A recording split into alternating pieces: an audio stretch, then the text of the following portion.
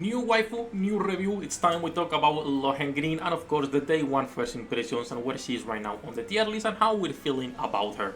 We're gonna be talking about everything, so of course her skills, her equipment, the card, specialties, training, but I'm not gonna be talking about pets because I have not gotten neither the Lilith pet nor the Lohengrin pet. So I'm not gonna be talking about pets, we'll talk about everything else today.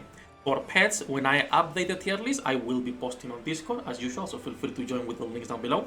But this video will exclude pets and we'll talk about everything else, right? Including team compositions, their card, specialties, etc. So, before we start, as usual, hello diners, welcome back to the Waifus. I'm Sefhi, your favorite gambling addict. Today's topic, Lohengrin, she looks so good. On the game files, there is a summer skin for her. I don't know when we're getting it, but it looks really good. Hopefully it's revealed soon. That said, let's jump directly into the tier list really quickly and then we'll explain why she's there, her skills and everything else. But just so you guys don't have to wait 10 minutes for the tier list, okay? She is clearly a T0 character, alright? A T0 unit. In fact, we'll talk about damage numbers later, more pictures and more tests. As you can see, neutral content, she is catching up to Tiamat. And this is a +3. So we're talking about a +3 Lohengrin catching up to a core 7 Tiamat, which is pretty well built too. So, a fantastic character, she is a really good DPS and she's pretty versatile too because of her skills. And speaking on skills, let's start with that directly. Her first skill is Encore. This is an active skill, deals good damage on a 90-second cooldown, which is, okay, it's super long, so the damage itself is not fantastic, but this also prevents death when receiving fatal damage. So you will be able to cheat death once per battle, which is really good. Usually once per battle, it depends how long it is, right, with these 90 seconds. But still, being able to revive once makes it so not only it increases her survivability, but also you can use her as a frontline. She does not have to be a backline character, you can put her as a tank and she will work too. And then we have her second skill, it's a passive, it will increase her attack and her attack speed by 72% the attack and by 20% the attack speed. Also shared with Black Swan. Black Swan is the summon back there, okay, her sister. So every buff that Lohengrin has when she summons Black Swan is gonna be applied also to her. Really nice. And then deals additional hit equals to attack 55% one time. This is additional damage, of course, every time you are attacking. This is just like the passive that Lua has, that I am blind right now and I don't see Lua, but this is just like her passive. It's really good. It's mostly for clearing waves, not so much for bosses, even though it will also increase her damage there. Now we have Aggressive Duet, another active skills. This also inflicts damage 400% on 12% cooldown. Mostly you don't want this for the damage itself, the damage is like 400% only, which is great for extra damage, but for the most part you want the critical hit chance increase by 12%. This is a character with a lot of crit chance, as you can see, base is already 26% right there, and this is 100% uptime, so you're getting the damage and then 100% uptime on your crit chance. That also applies to her summon right there. And then lastly, her ultimate has a few things that we need to explain, mostly on the summoning mechanic. So Lohengrin will summon Black Swan, the beautiful lady behind her, okay, she will summon her to fight with her.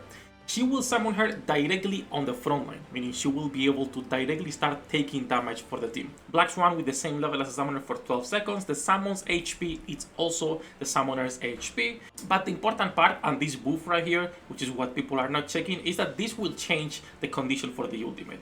Because Black Swan unleashes a powerful finishing move under the following conditions. This damage that Black Swan is doing, it's really good. It's a nuke for bosses, for waves, for everything. But it only procs if she is unsummoned or if Black Swan is defeated. Okay? And this is like a 12-second duration. So if she is unsummoned, she will do a nuke skill for everyone. Or if she is defeated, she is killed, she will also nuke everyone. This is a great skill. The problem this has is that it doesn't matter when you summon her, you can lose the summon just before you reach a boss. Let's say you clear a wave and the 12-second timer goes down, she does her nuke, but there is no enemies. And now you go to the boss and you have to wait until you do her ultimate again to summon Black Swan. So it's a really good skill, but you have to be careful with that. Honestly, not much you can do about it since most people will play on auto anyway, but that's how her kit works, okay? She will summon Black Swan, she has a cheat death, a lot of self buffs, and she deals great damage on her own, as you were seeing right here. When it comes to cards, it's a little bit different, and we'll talk about cards later and what's better, but as you can see, once again, same team composition. My Tiamat is doing 210, while my Lohengrin is doing 182. Really good damage, and this is a +3.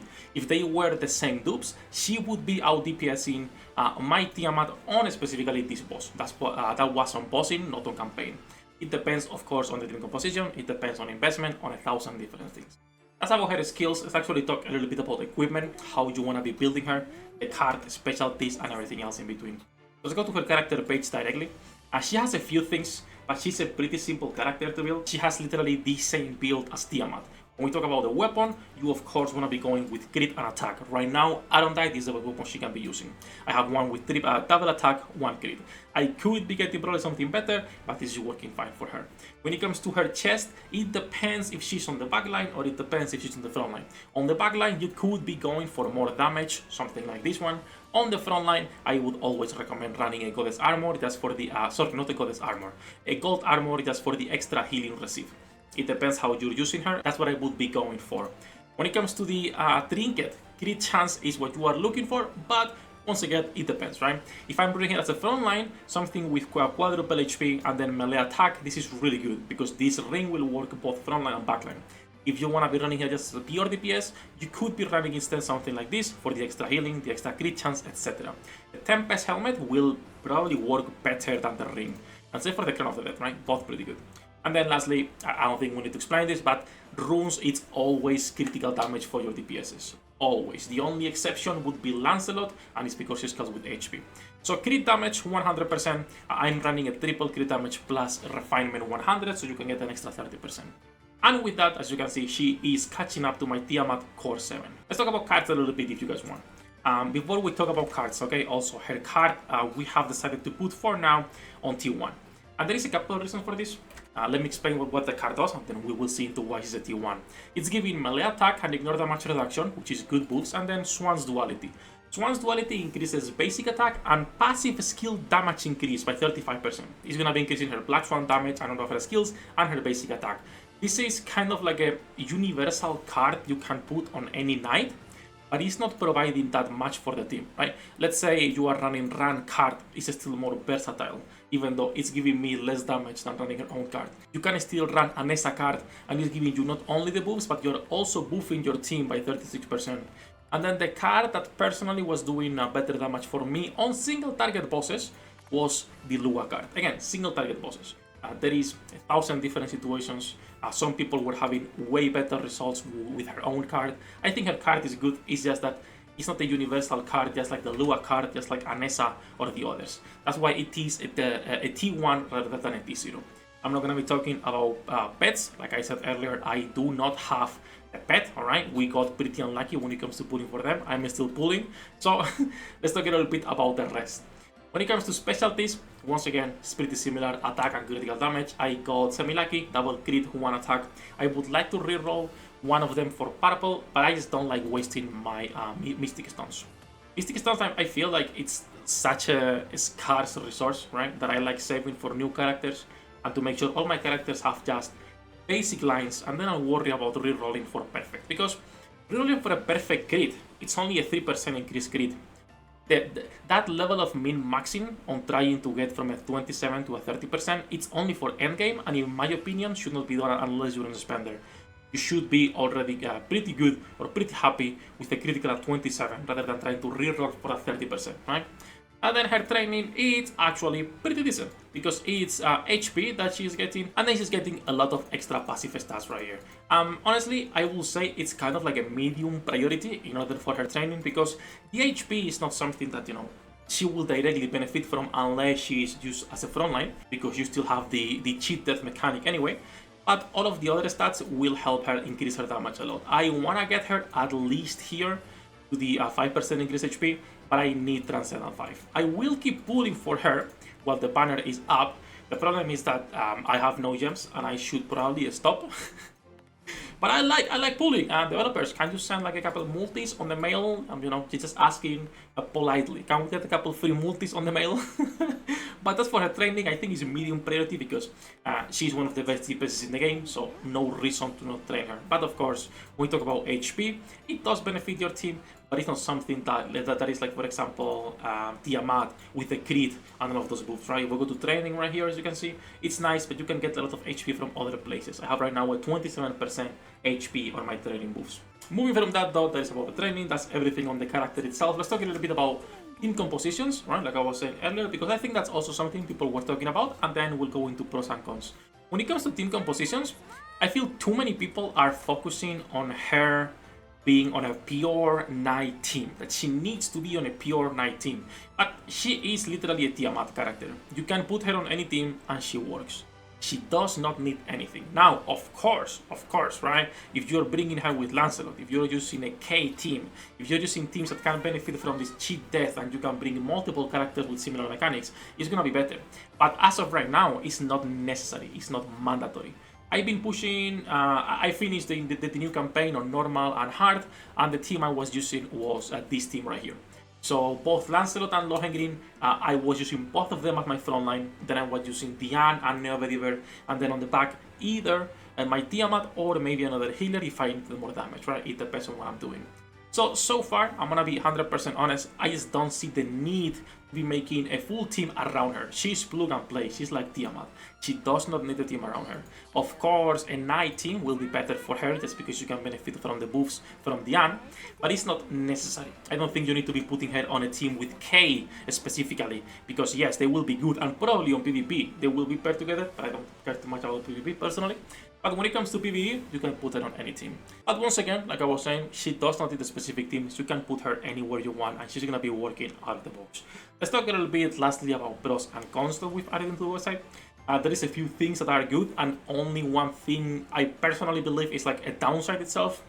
First thing is that she's a flexible character that can be used both as a backline and a frontline. This depends on what type of content you're doing. If you're pushing, let's say, campaign under heavy combat power deficit, you want her as a frontline with your Galahad. Because if you're only using one frontline, most likely it's gonna get completely destroyed, right? So you can put her in both places. She's not gonna lose a lot of damage regardless of where you put her. Like we said when we're talking about the skills, additional hits work really well for clearing waves and multiple enemies at the same time. And one of the best things is also that Black Swan benefits from all the buffs and passive that Lohengrin gets the moment you summon her, right? So let's say you use your Diane buff and then you use your Black Swan, she is benefiting from everything that she's giving her. I am not 100% sure if you can use your ultimate with Lohengrin, get a Black Swan on the field, and then use Erin or Diane or anyone. I don't think she will get those buffs in that case. You have to first give the buffs and then summon Black Swan. But still, that's pretty good because it means you can really giga buff the summon as well. Ultimate animation is unlocked, that you can instantly use another ultimate right after. This means that, just like some bosses, you can use her ultimate and instantly press another ultimate, and when the animation finishes, you don't have that delay of like 0.5 seconds. You can directly use another ultimate. This works well, for example, if you have her with another big DPS, because you can use your buff into your Lohengrin and then directly into your other DPS without having to wait and lose time. The other pro that we already talked on the team compositions is that even if she clearly benefits from Knight-oriented teams, she's plug and play, okay? She doesn't need anything specific in order to work, no matter if you put her on the back or on the front, a fantastic character that will work out of the way. By the way, I would recommend pulling for her at least to +3 if you can afford it. And then lastly, cheat death is a mechanic that is really useful on any type of content. So it doesn't matter if it's PvE or PvP. I assume she'll be good on PvP, but I don't do PvP, so you guys let me know about that. And when it comes to her cons, there is only one, and that is her ultimate. Because her ultimate can be wasted. This is a nuke skill. Anytime Black Swan dies or she's unsummoned after the duration expires, 12 seconds, she will do a nuke AoE. This is based on Encore, which is right here. All enemies inflict damage equal to 920, right? With all of the buffs. But this only happens when she's unsummoned or defeated, meaning you can't clear a wave. She is unsummoned because the 12 seconds passed and now you wasted that AoE. Now, this is not like a major thing. This is not something you can really control unless you are really min-maxing where you have to ult with her, right? I don't think it's gonna matter too much, but it's still something to note. It's still something to take into consideration if you are using her on a specific levels, or might want to delay her ultimate in order to get advantage of that nuke. But with all of that out of the way, I'm pretty sure that's everything for this review, honestly. Fantastic character, like I was saying, get a +3 at least if you can. I use 35k gems, 3 multis or 4 multis, only a +3, really bad pulls, I'm gonna be honest. Really unlucky as usual. This game I'm super unlucky. If it wasn't because they are super generous, I would not be playing this game.